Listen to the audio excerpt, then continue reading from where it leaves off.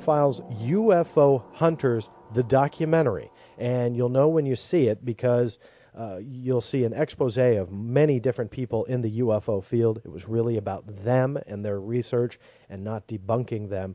Duane, let me ask you, what was that one thing that really made you say, hey, there's something to this?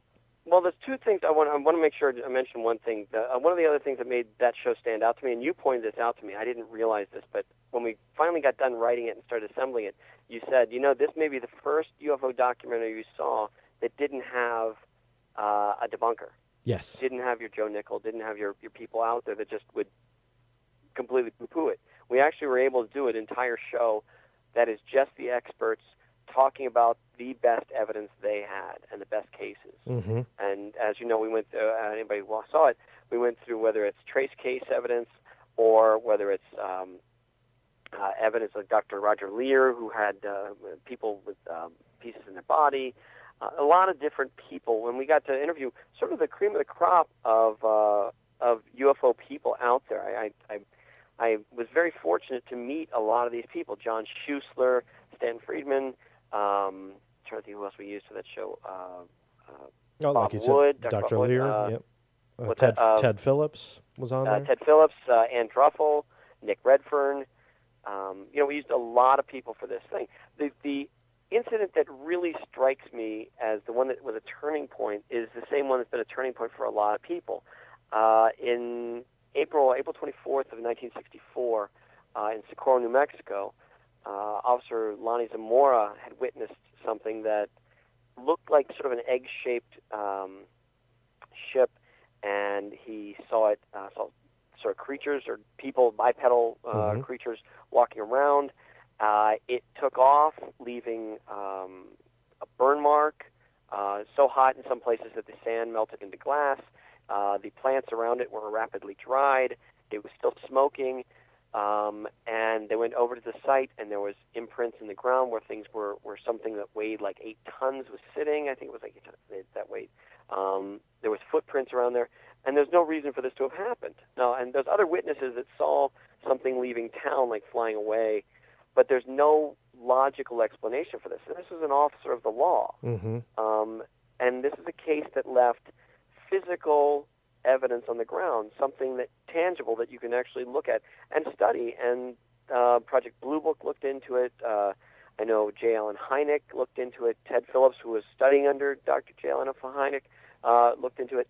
And it's still listed as unknown in Project Blue Book. And I think, to me, that's fascinating because, again, I always thought it was like lights in the sky at night. And I'm one of these guys that's a little skeptical about the lights at night thing because, to me, if an alien ship or craft is trying to be stealth, why do they have running lights?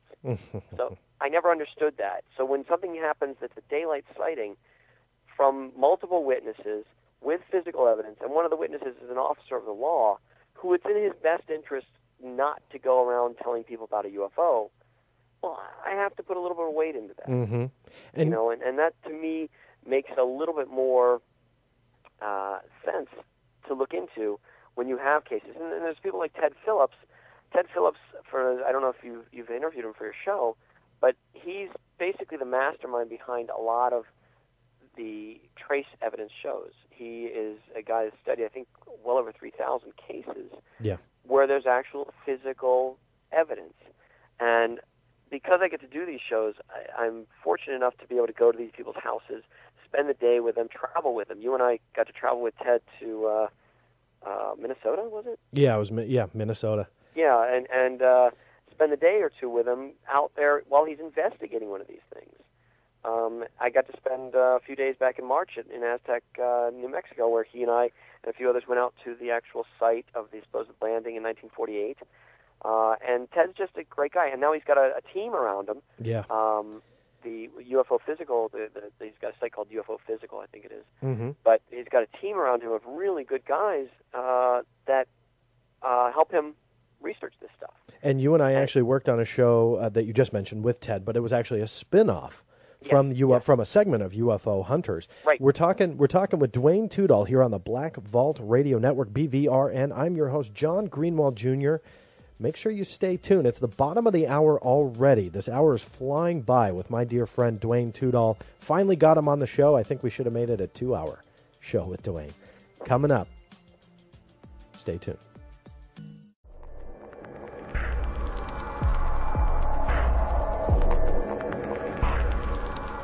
Welcome back to the Black Vault Radio. I am your host, John Greenwald Jr. Joining me, writer, director, producer here in Hollywood, Mr. Duane Tudahl. Duane, you and I have worked on many projects together. We've talked a lot about the UFO Files episodes that you can still see on the History Channel, many of which have been a big hit in the UFO community, UFO Hunters being one of them. That, like you said before the break, really showed you a case that made you think a little bit, which was the Socorro landing in '64. But also, we later worked on a show together, which was ultimately titled Alien Encounters, which is an interesting story in itself. Right. Not our first choice. Yeah, no, the first choice for that show, the title was Close Encounters of the Second Kind, which is exactly what it is. It's all about some sort of physical evidence, and then we had to change it to trace evidence or trace. We tried trace evidence for a while. Yeah, it was trace evidence for a while because it really was the Ted Phillips hour, so to speak. Right. And Ted has been on here on the Black Vault Radio before. Okay. For those of you who have missed those episodes, so you know, there's about 40 hours at the recording of this show, 40 hours of the Black Vault Radio ready to download at www.blackvaultradio.com. A huge expansion just underway. Duane, I don't even think I've told you about that yet. No, I didn't know that. Yeah, so anyway, for those of you who missed the Ted Phillips interview, definitely go back into the archives and check out the Ted Phillips interview. Ted's amazing. He is amazing, and he's just a wealth of knowledge on this stuff. And Alien Encounters, again, not our choice, but be that as it may. The funny thing about the title Alien Encounters, and you and I have laughed about this, but it went through several titles until finally somebody suggested Alien Encounters, which is great, except there's no alien, and I don't think there's actually any encounters with them. Yeah, we never once said the word alien in the show, except when we had to say Alien Encounters. And this show was all about physical trace evidence, not saying that things were extraterrestrial. Ted says that, hey, I'm not trying to say that they're aliens or little green men floating around, that this is evidence that we cannot explain. Duane, right, he's pretty adamant about it being some sort of intelligent creation. He doesn't know what it is, but it's some sort of physical thing that's come down, landed, or left a mark that is piloted or run by somebody with some intelligence. He's not claiming it's from Alpha Centauri or something like that. He's actually saying, I don't know exactly what this is, but there's physical evidence. I mean, the way he explains things to me is, he said that, if a car is sitting somewhere, oftentimes a car will leak oil or something like that. There's if a jet is sitting there in the middle of a field, it's going to leak some oil there on the runway or on the field. This is the same kind of thing. It's just looking at the tire tracks or whatever it is that is physical there. We did a case for that show in particular, which you were the writer of. Great job, by the way. Well, and the case that to me was really great was the case in Delphos, Kansas, where Ronnie Johnson, I think it was November of '71, as I recall, he saw this kind of craft floating above the ground, and it was glowing a bit and making a noise that sounded like a washing machine that was broken. And it got really bright. I think, as I recall, his eyes got a little bit of minor damage from that, but it left a ring on the ground before it took off and knocked over a tree and stuff like this. But it left a glowing ring on the ground. Now, this ring, they were able to, his mom came out, took a picture of it. There's actually a photo of this glowing ring. Now, what's interesting about the ring is it's not like it's just a circle, because that was if somebody's going to fake something, they'd just do a circle.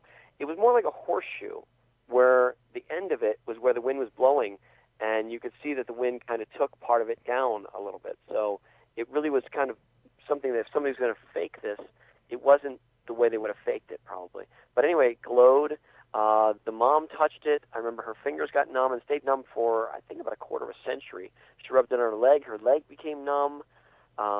It was just, eventually they tested the soil next to it and the soil that was in the ring, and it wouldn't, water wouldn't absorb to it. It had different chemicals in it. It just was very different, a foot away from where the ship wasn't. Again, this is a case that that shows me something that happened there. There's a tree that's damaged. There was livestock which was reacting to this. Family saw it in the distance. There was physical evidence on the ground. I can't explain that. I don't know how to explain something like that. And that is the thing that Ted researches. And that's also the thing that started me going from being not a skeptic, but somebody that is really a non-believer to an open